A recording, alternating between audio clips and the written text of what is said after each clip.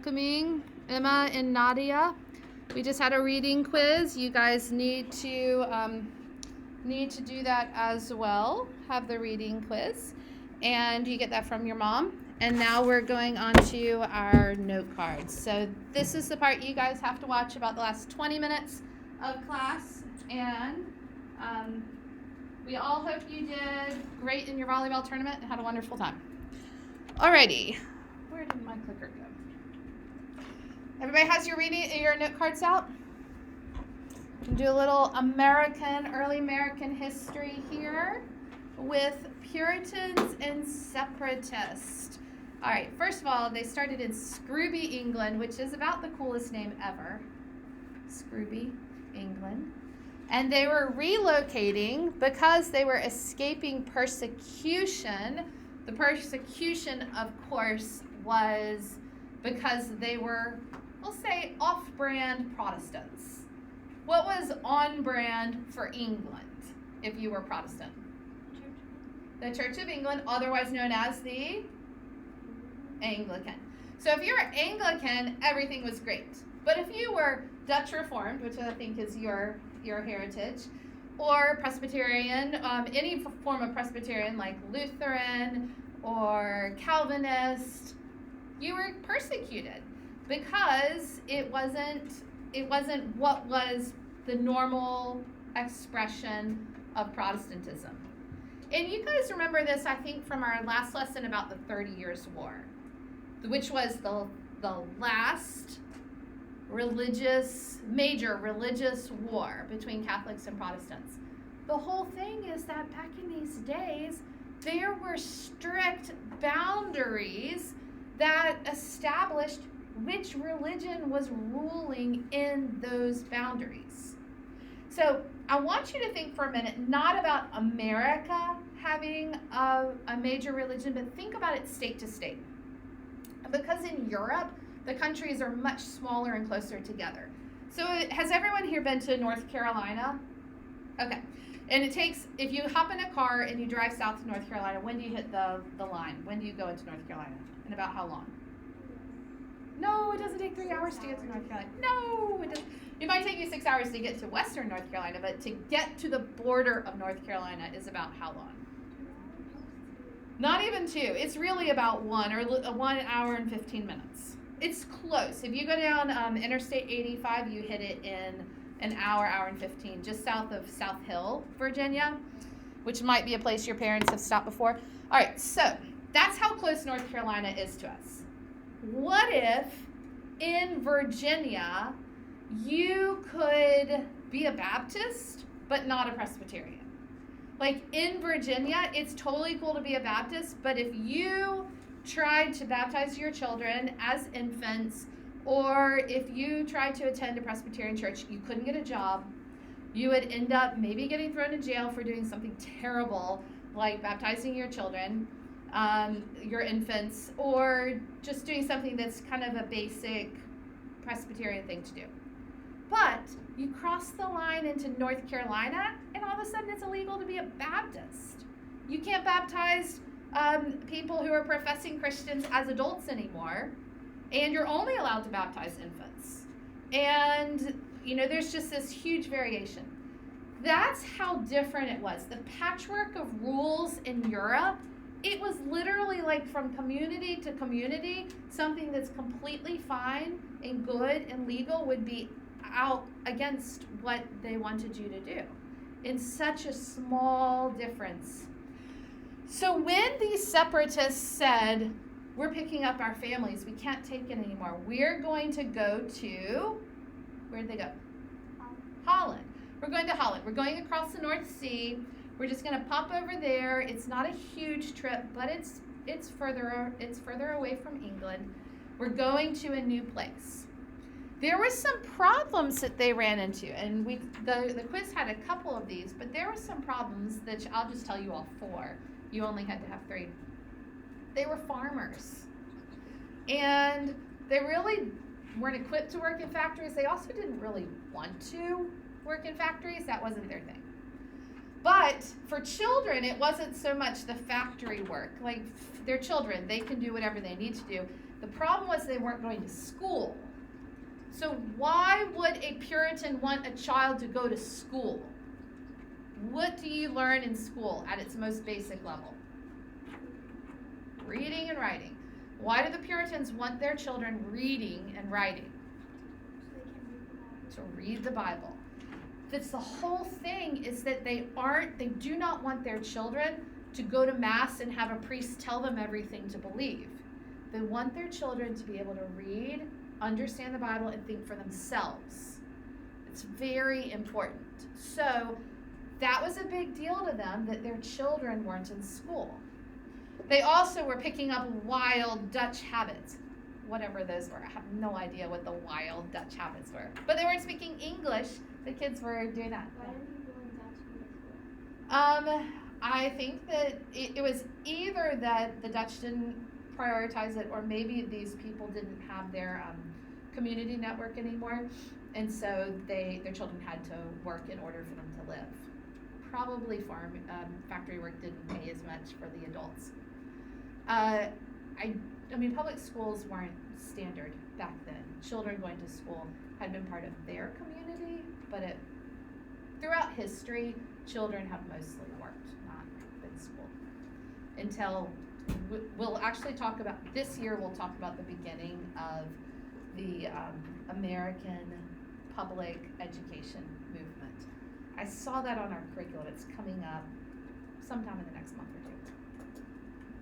Yeah, it's kind of a big deal when people started thinking it was a priority for children to spend their time learning instead of working. When lifespans are shorter, people die younger.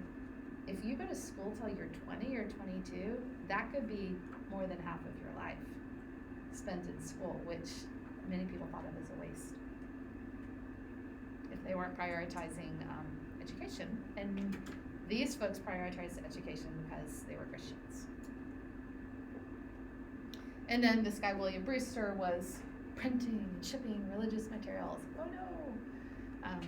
Again, the off-brand Protestant materials.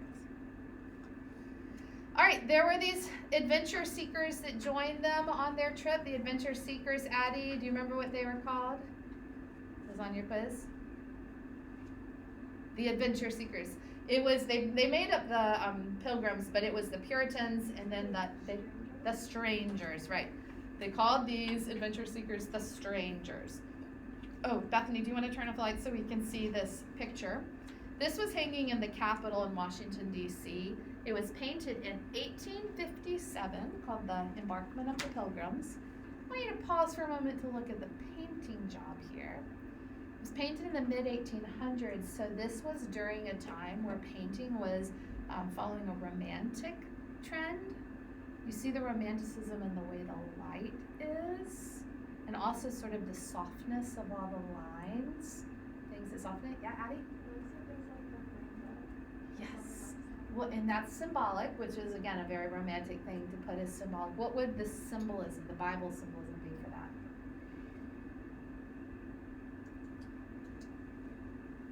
You want help? What is the symbolism, Madeline? Yes, so it sort of represents God's promise to always be there, to always be with us. Usually do you see anything else that's symbolic in this picture? Any other cast off items? Yes. Well, in the background on the other side, it looks like it's some type of castle or like buildings, and that's kind of like, it looks like the government buildings that are being. It's true, and they're on a ship. You can tell this is the ship's mast and the sails. They're leaving all that behind. So it wasn't just romantic; it was also realist. It was like romantic realism. You see the faces, the way that though they're rounded and all of that, they are distinctly, realistically, they look like people. There's no flatness or weirdness about it all. So this is, I think, really a lovely period of painting history where you get this combination of romanticism with realism, and these people are faded into the background. So here we have one of the pictures. I'll show you another one in a minute. What was the name of the ship? Anyone and everyone?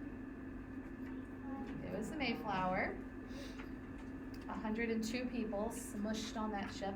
In the New World, they landed, where, Ryan? Yeah, it was in Cape Cod. And in Cape Cod, so this is a pretty interesting thing. Cape Cod is basically a giant pile of rocks. That's the poking out over here is when there's probably something that's called like a little ice age. This is in recent history, where there was a big icing over, and then the glaciers on the top part of America sort of receded, melted, when the temperatures kind of normalized back out, because temperatures do tend to go sort of in trends. When it melted, it left behind in this particular New England massive amounts of rocks.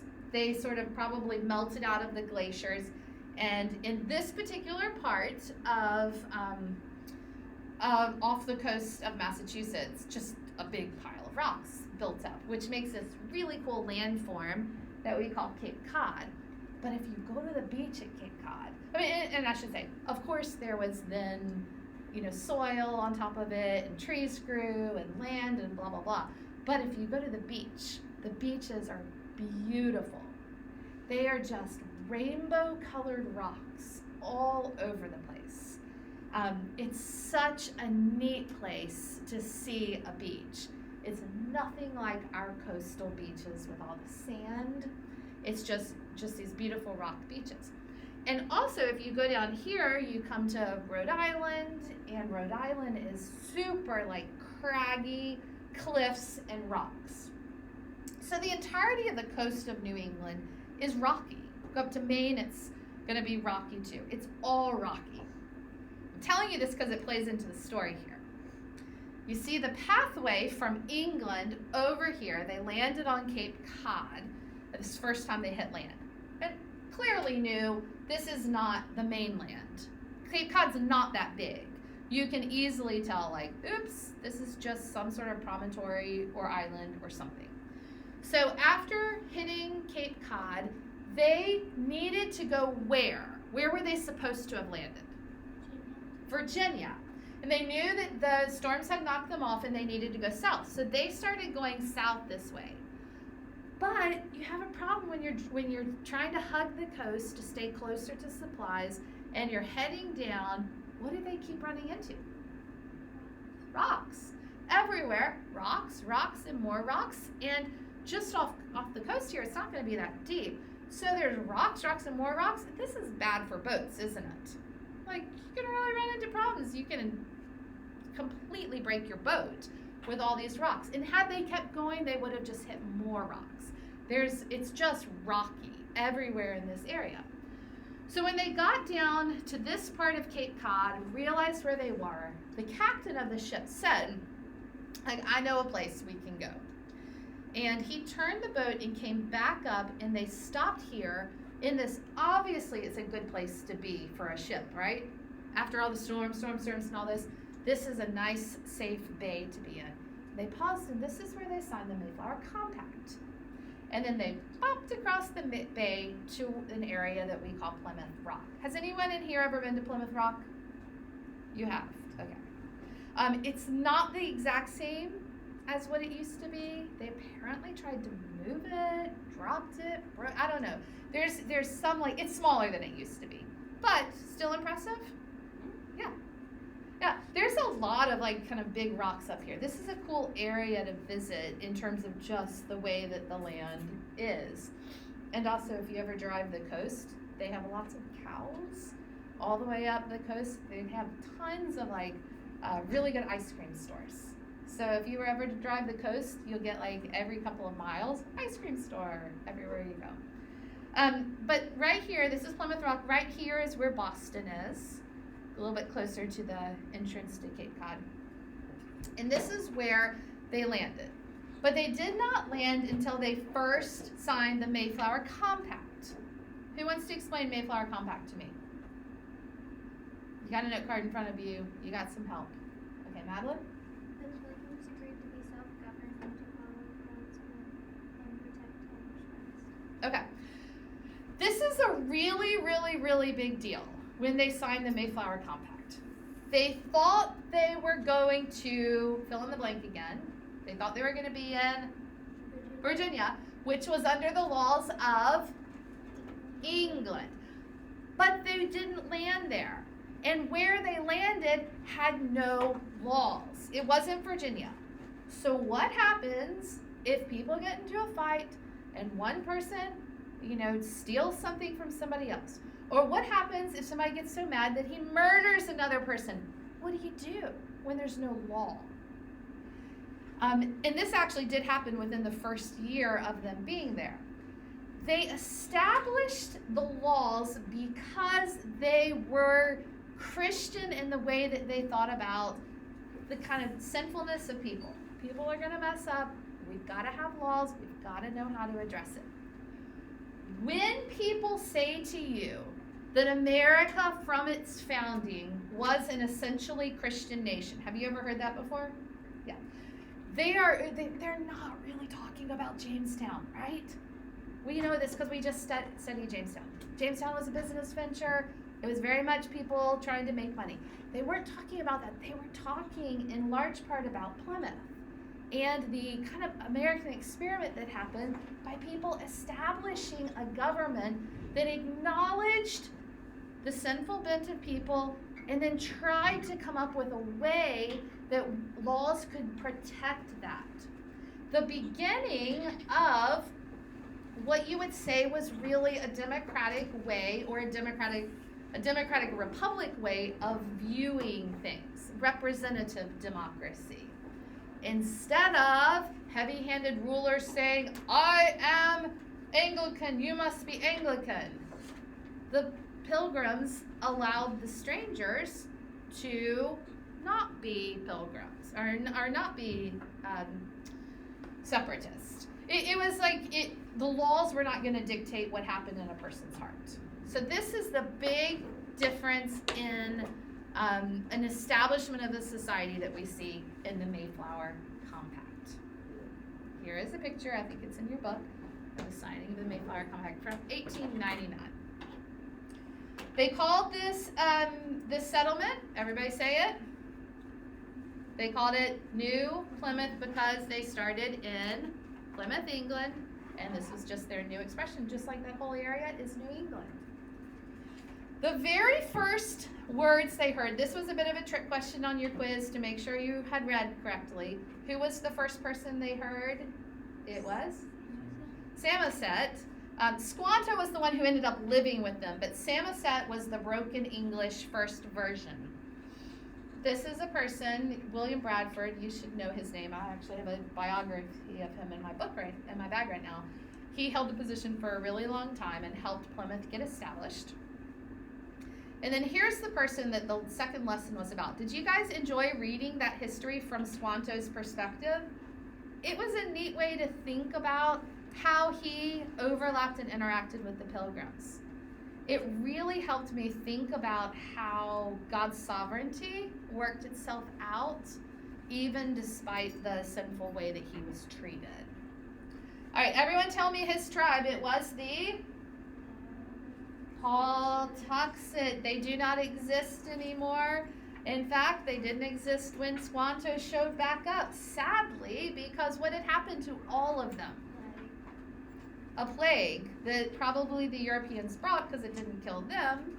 It wiped out the entire tribe. So Squanto didn't really have any other place to live, which is why he ended up living with the Pilgrims. And he really helped preserve them through the beginnings of their settlement because he had all sorts of tricks and tips, like finding how to find, there's a lot of seafood up in this part of the world, so how to find the seafood, how to catch the seafood, how to sneak up on animals so that you can capture them, where to find the berries, how to find the nuts, how to even take seafood like fish and bury it so it will disintegrate and fertilize the ground so you can have better crops. Lots of cool tricks and tips that these farmers did not know from England, but it helped them when they were settling over here.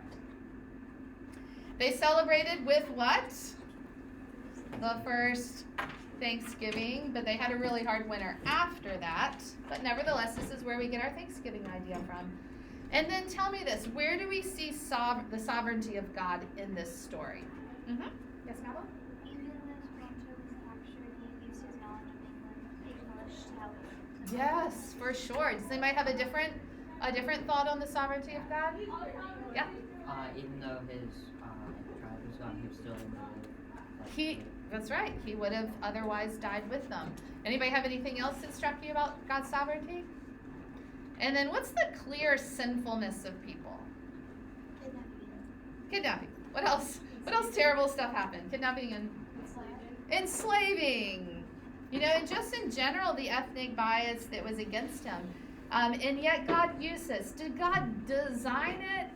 I don't know. It's hard to imagine God designed the sinfulness. I don't think theologically you could say that, but he certainly used the fact that Squanto was alive and had been preserved to help the pilgrims to not all die.